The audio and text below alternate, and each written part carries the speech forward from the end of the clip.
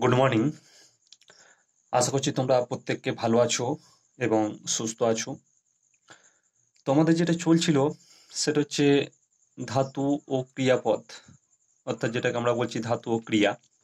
ওকে, তো অলরেডি আমাদের ধাতুর উপর একটা ক্লাস হয়ে গেছে, ক্রিয়াপদের উপর একটা ক্লাস হয়ে গেছে।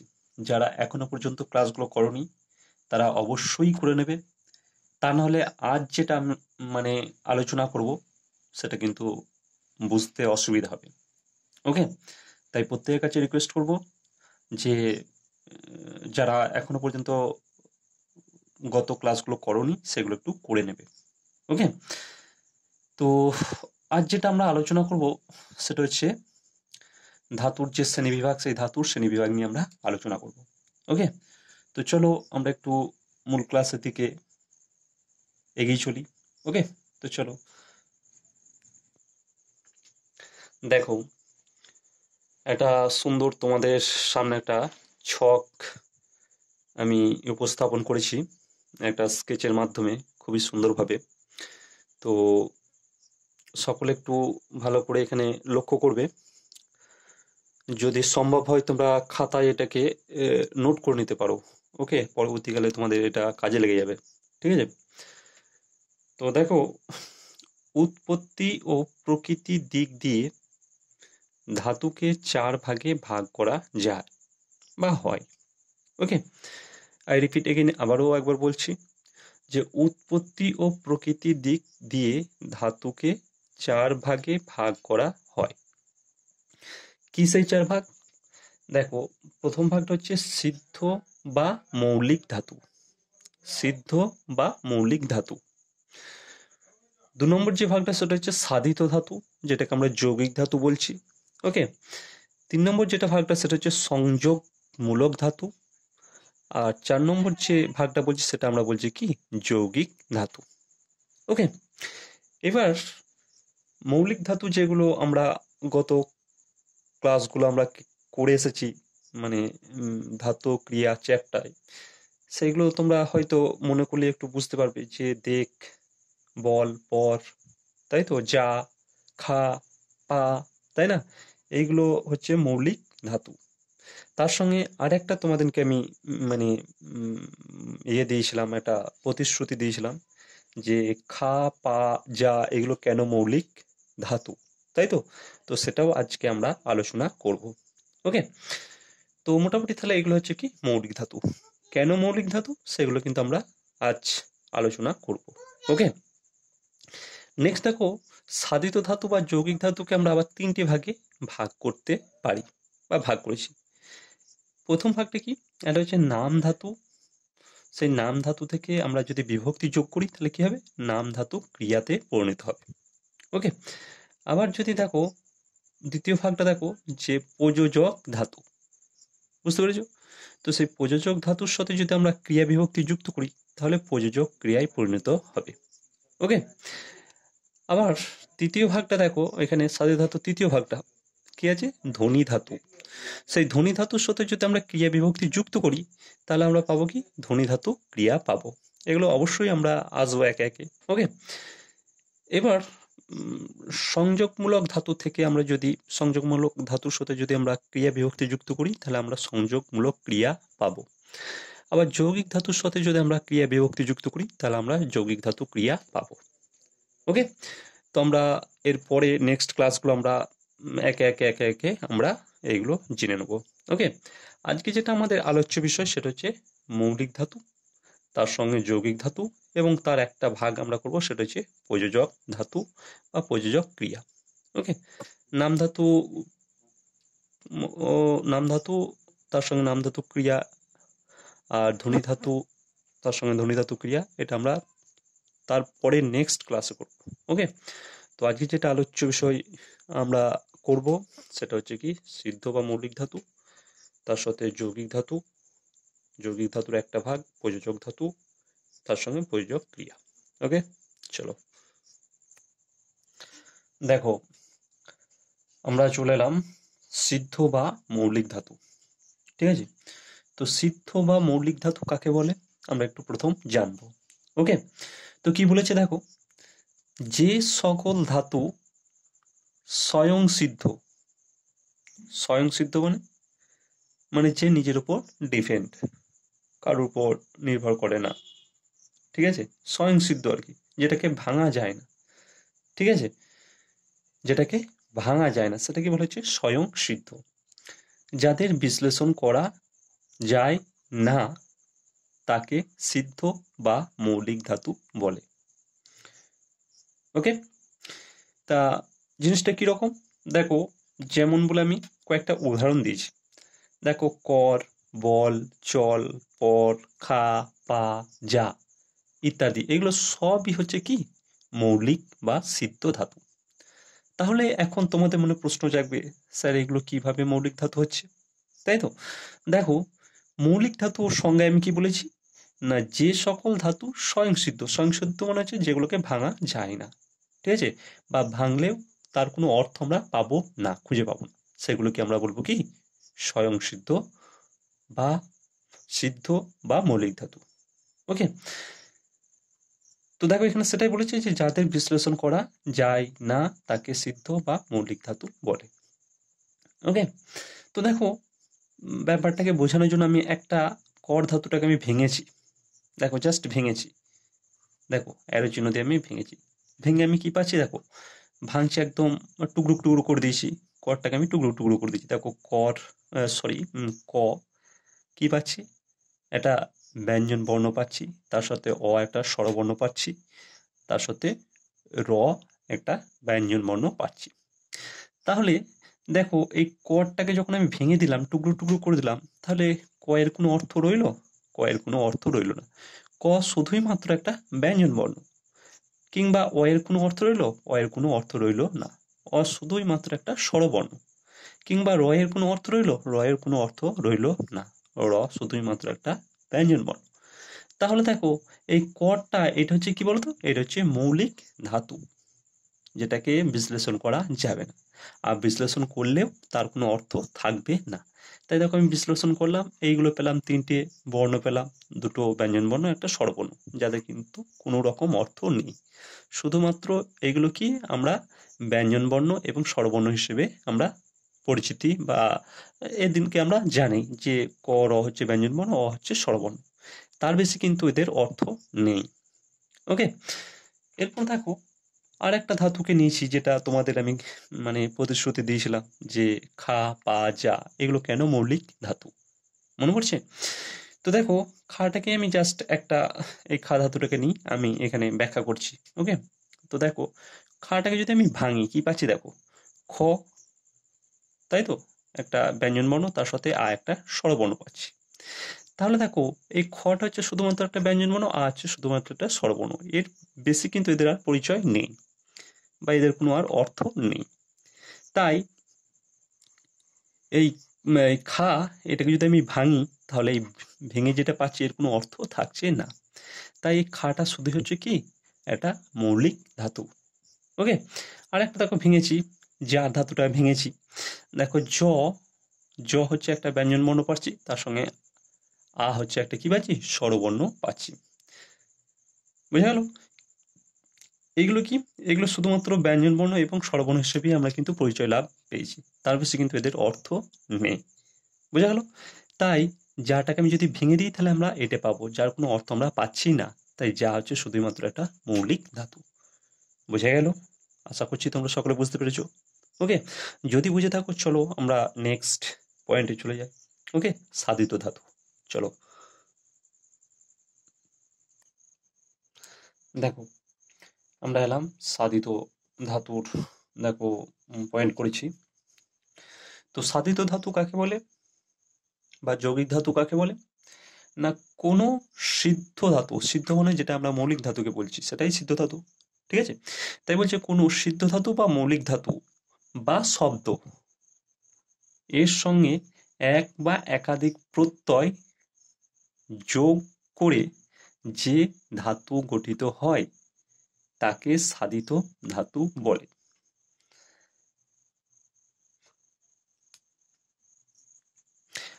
আই রিপিট, আবার একবার বলছি, কোনো সিদ্ধ বা মৌলিক ধাতু বা শব্দ এর সঙ্গে এক বা একাধিক প্রত্যয় যোগ করে যে ধাতু গঠিত হয় তাকে সাধিত ধাতু বলে। তো প্রত্যয় কাকে বলে আমি এটা আলোচনা করেছি, তবু আর একবার মনে করিয়ে দিই। প্রত্যয় হচ্ছে সেটাই যে বর্ণ বা বর্ণ সমষ্টি ধাতু প্রকৃতি বা শব্দ প্রকৃতির পর বসে একটা নতুন শব্দ গঠন করে, তখন তাকে আমরা বলবো প্রত্যয়। ঠিক আছে? তো তোমরা যখন আরো উঁচু ক্লাসে পড়বে তখন বুঝতে পারবে ব্যাপারটা। ওকে, তো দেখো আমি যেটা এখানে বোঝাতে চাইছি, তো যেমন দেখো জিনিসটা কি, করা, বলা, পড়া, চলা, লেখা, এগুলো হচ্ছে সব হচ্ছে সাধিত ধাতু বা যৌগিক ধাতু। তোমাদেরকে এগুলো আমি বলেছিলাম যে এগুলো হচ্ছে ক্রিয়া, আমরা বলবো না। আমরা বলেছিলাম যে এগুলো হচ্ছে কি, আমরা কি বলবো, যৌগিক ধাতু বা ক্রিয়া হিসেবে যদি বলতে চাই তাহলে এগুলো বলবো আমরা অসমাপিকা ক্রিয়া। ওকে, তো দেখো করা, বলা, পড়া, চলা, লেখা, এইগুলো হচ্ছে কি এখন হচ্ছে ধাতু। এগুলো কেন ধাতু সেগুলো দেখো আসছি। দেখো এই করাটাকে যদি আমি ভাঙি তাহলে কি পাবো, দেখো কর যেটা হচ্ছে একটা সিদ্ধ ধাতু বা মৌলিক ধাতু পাবো, তার সঙ্গে হচ্ছে একটা হচ্ছে প্রত্যয় পাবো। ঠিক আছে, এইবার করার কিন্তু অর্থ আছে, করা মনে হচ্ছে কাজ করাকে বোঝায়, সরি, কর এই ধাতুর অর্থ আছে যেটাকে কাজ করার অর্থকে বোঝায়। আর হচ্ছে এখানে হচ্ছে প্রত্যয়। ঠিক আছে, এই প্রত্যয়টা কি প্রত্যয় না, এই প্রত্যয়টাকে বলা হয় ধাতবয় প্রত্যয়। প্রত্যয়টাকে বলবো আমরা ধাতবয় প্রত্যয়। কেন ধাতবয় প্রত্যয় না, দেখো ধাতুর পর বসছে, ধাতুর পর বসছে, তাই প্রত্যয়টাকে আমরা ধাতবয় প্রত্যয় বলবো। এবং ধাতুই গঠন করছে, কি ধাতু গঠন করছে না, যৌগিক ধাতু গঠন করছে, তাই তো। ঠিক সেরকম দেখো বল, এটা হচ্ছে সিদ্ধ ধাতু বা মৌলিক ধাতু, তার সাথে দেখো প্রত্যয়, কি প্রত্যয়, ধাতবয় প্রত্যয় দিয়ে কি হচ্ছে বলা, বলাটা কি যৌগিক ধাতু বা সাধিত ধাতু। ঠিক আছে, তাই আটাকে আমরা বলবো ধাতবয় প্রত্যয়। কেন, আবারও বলছি কেন বলা হচ্ছে না, ধাতু অর্থাৎ মৌলিক ধাতুর পরে এই প্রত্যয়টা বসে একটা ধাতুই গঠন করছে, যার জন্য প্রত্যয়টাকে বলবো আমরা কি ধাতবয় প্রত্যয়। এবার কি ধাতু গঠন করছে না, যৌগিক ধাতু। ওকে, বোঝা গেল এতদূর? ঠিক আছে, যদি বুঝে থাকো চলো দেখো পর, এটা হচ্ছে একটা মৌলিক ধাতু, তার সাথে প্রত্যয় যুক্ত হচ্ছে ধাতবের প্রত্যয় দিয়ে পড়া যৌগিক ধাতু তৈরি হয়েছে, বোঝা গেল? আবার দেখো আহ, চল, চল হচ্ছে মৌলিক ধাতু, তার সাথে ধাতবায় প্রত্যয় যুক্ত হয়েছে, দেখে হয়ে গেছে কি চলা, তাই তো। আরো কিছু উদাহরণ আছে, চলো একটু বোর্ডটা তুলি। দেখো লিখ, তাই তো, লিখ হচ্ছে একটা মৌলিক ধাতু, তার সাথে ধাতবায় প্রত্যয় যুক্ত হয়ে একটা যৌগিক ধাতু লেখা তৈরি হচ্ছে। ওকে, আবার দেখো বিষ, বিষ কিন্তু এখানে ধাতু নয়, এখানে হয়ে গেছে শব্দ, তাই তো। ধাতবয় প্রত্যয় যুক্ত হয়ে কি হয়ে গেছে বিশা, বোঝা গেল? এই বিশাটা হয়ে যাচ্ছে নাম ধাতু। আমরা নাম ধাতুতে আসবো, ওই ধাতুর স্ট্রাকচারটা দেখলাম, ধাতু বিভাগের যে স্ট্রাকচারটা আমি দেখালাম ভাগে, ঠিক আছে, বিভক্তি করে মানে যেটা ভাগ করে দেখালাম আমি, সেখানে নাম ধাতু আছে না, ঠিক এখানে বিষ হচ্ছে একটা শব্দ, তার সাথে ধাতবয় প্রত্যয় যুক্ত হয়ে কি হয়েছে বিশা হচ্ছে একটা নাম ধাতু তৈরি হচ্ছে। ঠিক আছে, এইবার দেখো এই যে যৌগিক ধাতুগুলো তৈরি হলো, ঠিক আছে, এই বলা বলো, পড়া বলো, চলা বলো, লেখা বলো, এইগুলো সবই হচ্ছে কি প্রযোজক ধাতু, প্রযোজক ধাতু। এই বলা মানে হচ্ছে কি বলানো অর্থে, পড়া মানে কি পড়ানো অর্থে, আবার চলা মানে কি চলানো অর্থে, লেখা মানে কি লেখানো অর্থে, বিশা মানে কি বিশানো অর্থে, বোঝা গেল? তার মানে এই যে যৌগিক ধাতুগুলো আমরা পাচ্ছি, এই যৌগিক ধাতুর সাথে যদি আমরা ক্রিয়া বিভক্তি লাগাই তাহলে প্রযোজক ক্রিয়ার রূপ নেবে। আবারও একবার বলে দিচ্ছি, এই যে যৌগিক ধাতুগুলো আমরা পাচ্ছি, সরি, তো একটু যাক লাইটে ডিস্টার্ব হচ্ছিল, তার জন্য ক্ষমা চাইছি। তো যেটা আমরা বলছিলাম যে এই যে বলা, পড়া, চলা, লেখা, এগুলো যেমন যৌগিক ধাতু, সেই যৌগিক ধাতুটা হচ্ছে কি যৌগিক ধাতু, এগুলো হচ্ছে প্রযোজক ধাতু, প্রযোজক ধাতু। এই বলা, পড়া, চলা, লেখা, এগুলো হচ্ছে প্রযোজক ধাতু। এর সাথে যদি ক্রিয়া বিভক্তি লাগাও তাহলে সব কিন্তু ক্রিয়ার রূপ নেবে, যেটাকে আমরা প্রযোজক ক্রিয়া বলবো। তো আসছি, একটু ওয়েট করো, ঠিক আছে। আর বিষ যুক্ত বিশা, এটা হচ্ছে শব্দ যেহেতু, তার মানে এটা হচ্ছে বিশাটা হয়ে যাচ্ছে কি নাম ধাতু। নাম ধাতুটা আমরা নেক্সট ক্লাসে করব। ওকে, তো চলো আমরা প্রযোজক ধাতুই আমরা প্রবেশ করব। দেখো, প্রযোজক ধাতু যাওয়ার আগে আমি কিছু তোমাদেরকে দুটো জাস্ট তথ্য জানাতে চাইছি। যে প্রত্যয় হলো ধাতবায় প্রত্যয়, সেটা তো আমি তোমাদেরকে বললাম, তবু একবার আমি এখানে হাইলাইট করে দিয়েছি, ঠিক আছে। তো ধাতবায় প্রত্যয় কাকে বলে একটু জেনে নাও। যে বর্ণ বা বর্ণ সমষ্টি ধাতু বা শব্দের পর যুক্ত হয়ে নতুন ধাতু গঠন করে, সেই বর্ণ বা বর্ণ সমষ্টিকে ধাতবয় প্রত্যয় বলে। মানে ওখানে আটা পেলাম না আমরা, কর ধাতুর সাথে করা, আটা হচ্ছে ওই ধাতবয় প্রত্যয়, বোঝা গেল। তো একটু দেখিয়ে দিই জাস্ট। দেখো, এই যে বল ধাতুর পর যে আটা পেলাম বা কর ধাতুর পর যে আটা পেলাম, যে প্রত্যয়টা পেলাম, এগুলো সব হচ্ছে কি ধাতবয় প্রত্যয়, ঠিক আছে। যেটা একটা বর্ণ দিয়ে গঠিত হয়েছে, একের অধিক বর্ণ দিয়ে গঠিত হতে পারে, কিন্তু বুঝতে হবে আমাকে যে ধাতুর পরে যদি বসে, যে ধাতুই যদি গঠন করে, তখন সেটাকে আমরা ধাতবয় প্রত্যয় বলবো। ওকে, এখানে যেরকম দেখো বিষ, এটা হচ্ছে শব্দ, তাই তো। শব্দের পর বসে কি করেছে, প্রত্যয় মানে যুক্ত হয়ে কি করেছে, নাম ধাতু গঠন করেছে, ঠিক আছে। এটা হচ্ছে নাম ধাতু গঠন করেছে। এগুলো যেমন যৌগিক ধাতু বা প্রযোজক ধাতু গঠন করছে, এটা কিন্তু নাম ধাতু গঠন করছে। কেন নাম ধাতু? এই বিষটা হচ্ছে কিন্তু শব্দ, শব্দ মানে হচ্ছে নাম শব্দ, যার জন্য প্রত্যয় যুক্ত হয়ে এই বিশা হয়ে গেছে কি, বিশা হয়ে গেছে নাম ধাতু। ওকে, বোঝা গেল। তো যখন নাম ধাতু করাবো তখন আরো ডিটেলস বুঝতে পারবে।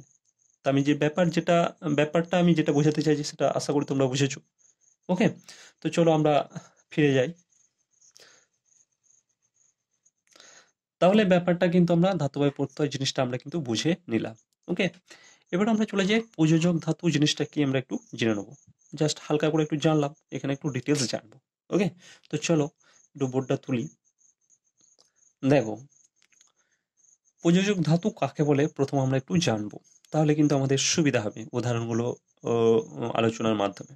ওকে, তো প্রযোজক ধাতু কাকে বলে না, অন্যকে দিয়ে কোনো কিছু করানো অর্থে ধাতুর পর প্রত্যয় যোগে গঠিত ধাতুকে প্রযোজক ধাতু বলে।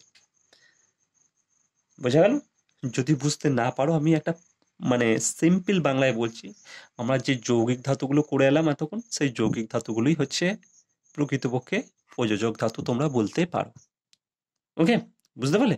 কেন না, এখানে সেই ভাষাটাই বলতে চাইছি যে অন্যকে দিয়ে কোনো কিছু করানো অর্থে ধাতুর পর প্রত্যয় যোগে গঠিত ধাতুকে প্রযোজক ধাতু বলে। বোঝা গেল? যদি না বুঝতে পারো তাহলে উদাহরণের মাধ্যমে দেখো আরো পরিষ্কার হয়ে যাবে। তো চলো একটু উদাহরণ দিকে যাই। তো বোর্ডটা একটু তুলি। দেখো, 1 নম্বর উদাহরণটা একটু খেয়াল করো। কর হচ্ছে মৌলিক ধাতু বা সিদ্ধ ধাতু, এটা আমরা সকলেই জানি। তার সাথে ধাতবায় প্রত্যয় যুক্ত হচ্ছে, দিয়ে করা, এটাকে আমরা যৌগিক ধাতু বলছিলাম, তাই তো। এই যৌগিক ধাতুটা হচ্ছে প্রযোজক ধাতু। কেন না, এই করা মানেই করানো অর্থে বোঝানো হচ্ছে, করানো অর্থে বোঝানো হচ্ছে। এবার তোমাদের হয়তো মনে প্রশ্ন জাগবে, স্যার করানো মানে কি রকম ব্যাপারটা, সেটা তো আমরা বুঝতে পারছি না। তার জন্যই দেখো এখানে দেখো 1 নম্বরে উদাহরণটা একটু দেখো কিভাবে বাক্যে বসছে, দিয়ে বোঝাচ্ছে। আমি যদি এরকম বলি যে শিক্ষক মহাশয় আমাকে অঙ্ক করালেন, দেখো শিক্ষক মহাশয় আমাকে অঙ্ক করালেন, দেখো এই যে করালেন, এই করালেন এই ক্রিয়াটা হয়ে গেছে প্রযোজক ক্রিয়া। কেন প্রযোজক ক্রিয়া না, দেখো এই কর, কর মানে কি পেয়েছি আমরা, কর মানে এখানে পেয়েছি করানো অর্থে, এবং এই করানো যদি প্রযোজক ধাতু হয়, যেটাকে আমরা যৌগিক ধাতু বলছি, কিন্তু যৌগিক ধাতুরই তো একটা ভাগ হচ্ছে কি, যৌগিক ধাতুরই একটা ভাগ হচ্ছে প্রযোজক ধাতু। যদি না মনে পড়ে আমি আবার একবার ভাগটা দেখাই। দেখো, ধাতু যে শ্রেণী বিভাগটা মনে পড়ছে, দেখো সাধিত ধাতু বা যৌগিক ধাতু যে ভাগটা, একটা পেয়েছিলাম নাম ধাতু থেকে নাম ধাতু ক্রিয়া, একটা পেয়েছিলাম কি প্রযোজক ধাতু থেকে প্রযোজক ক্রিয়া, আর একটা পেয়েছিলাম ধ্বনি ধাতু থেকে ধ্বনি ধাতু ক্রিয়া, মনে পড়ছে? তো এই যে প্রযোজক ধাতু, যেটা কিন্তু সাধিত ধাতুর একটা ভাগ, মনে পড়ছে? এইবার চলো আমরা ফিরে যাই যেখানে ছিলাম। তো এই যে কড়া, যেটা আমরা বলছি যে কড়া হচ্ছে কি যৌগিক ধাতু, কিন্তু এখানে কি, এখানে প্রযোজক অর্থে ব্যবহৃত হচ্ছে। কেন? এই যে পেয়েছি কড়া মানে হচ্ছে কি কড়ানো অর্থে। এবার কড়ানো অর্থে কি, দেখো কড়া হচ্ছে যদি প্রযোজক ধাতু হয়, তার সাথে লেন হচ্ছে ক্রিয়া বিভক্তি। এটা এটা কিন্তু আর প্রত্যয় নয়, এটা হচ্ছে কি ক্রিয়া বিভক্তি দিয়ে কড়া যুক্ত লেন কি হয়ে গেছে, কড়া লেন, অর্থাৎ ক্রিয়াপদের রূপ নিয়েছে, যেটাকে আমরা প্রযোজক ক্রিয়া বলছি। এইবার হয়তো তোমাদের মনে প্রশ্ন জাগবে, স্যার কিভাবে বুঝবো যে এটা প্রযোজক ক্রিয়া? দেখো, খুবই সিম্পল। দেখো, শিক্ষক মহাশয় আমাকে অঙ্ক করালেন। আচ্ছা, শিক্ষক মহাশয় কি নিজে কাজটা করছে? নিজে কিন্তু কাজটা করছে না। ভালো করে একটু খেয়াল করো। শিক্ষক মহাশয় আমাকে অঙ্ক করালেন, শিক্ষক মহাশয় কিন্তু নিজে অঙ্কটা করাচ্ছেন না, আমাকে দিয়ে অঙ্কটাকে করিয়ে নিচ্ছেন। এই ধরনের যখন মানে কি বলবো, এই ধরনের যখন পজিশন আসবে বা এই ধরনের যখন মানে ক্রিয়াটা ফোকাস হবে বা বলতে চাইবে, তখন সেই ধরনের ক্রিয়াগুলোকে বলবো আমরা কি, প্রযোজক ক্রিয়া। বুঝা গেল? তো আরো দুটো উদাহরণ আছে, সেই দুটো উদাহরণ দেখলে আরো ক্লিয়ার হয়ে যাবে। তো চলো দেখো, দ্বিতীয় উদাহরণটা দেখো।